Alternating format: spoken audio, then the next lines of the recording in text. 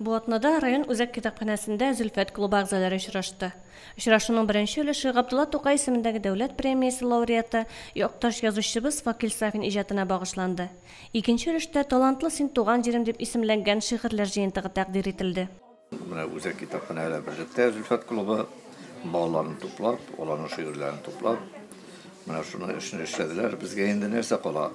Безгә бигрәк тә балаларны birden icatка тарту булса, икенчедән аларны үзебезнең зур бай әдәбиятыбыз белән таныштыру, һәм инде әдәбияттан читләштермәү, китаптан читләштермәү. Шигърият бәйрәмендә Татарстан язучылары берлеге әгъзалары Лилия Садриева, Фуат Садриев, Мөҗәһит Әхмәтҗанов, район башкарма комитеты җитәкчесенең социаль-мәдәни эшләр буенча урынбасары Марина Бадретдинова, шагыйрә Саҗидә Сөләйманова исемендәге әдәби премия лауреаты Лилия Гыйбадуллина да катнашты.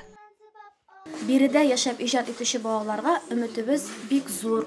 Чөнки минем өчен дә, барыбыз өчен дә ул мөслим төбәге, изге төбәк. Әдәбият хәлләре өчен бигрәк тә безгә Зөлфәтне биргән, Фирус Латифины биргән, Фуат Садриевларны. Һәм инде мин аеруча менә мөслим дигәндә минем өчен беренче чиратта Факил абый Сафин күз алдына килеп калса. Өлкән язучылардан киңәш-нәсихәтләр алырга, очрашып сөйләшергә, каләмен әле генә сыный башлаган, өйрәнеп кенә килүче балалар төрле авыллардан җыелды. Мин 4нче класстан башлап шигырьләр яза башладым. Менә бу Зөлфәт клубына мин шигырь язырга, серләр өйрәнергә килдем. Шигырьне күптәннән балачактан ук язам. Туган тел турында, ватан турында язырга бигрәк тә шул. Тагын үстерергә, үземнең сәләтләремне күбәйтергә тырышам, шушындый чараларга йөрим. Мин 3нче класстан бирле шигырьләр язам. Шигырьләремне табигатькә, хайваннарга багышлыйм. Талантлы син туган җирем исемле җыентыкта әсәрләре урын алган укучыларга әлеге китаплар таратылды.